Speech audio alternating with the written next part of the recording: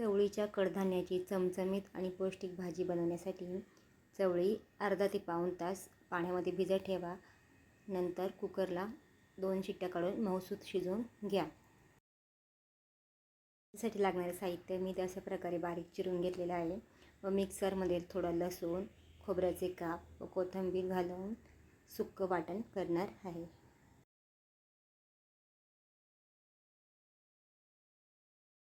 त्या कढईमध्ये तेल तापवून त्यामध्ये मोहरी, जिरा, बारीक चिरलेलं लसूण, कढीपत्ता चांगलं परतवून घ्या.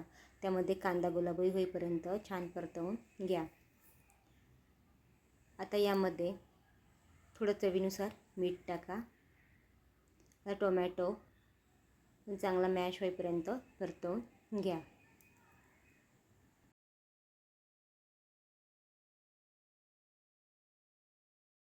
आता यामध्ये लाल तिखट, हळद, गरम मसाला आणि उकळलेली चवळी घालून छान परतवून घ्या.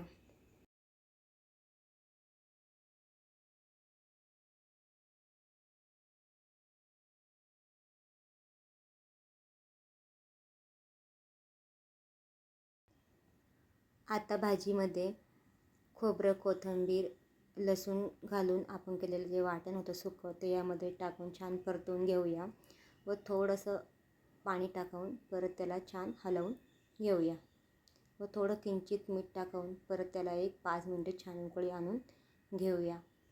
तर तयार आहे आपली चमचमीत आणि पौष्टिक अशी चवळीची भाजी खाण्यासाठी तयार. कशी वाटली रेसिपी नक्की कमेंट करून सांगा. धन्यवाद रेसिपी पाहिल्याबद्दल.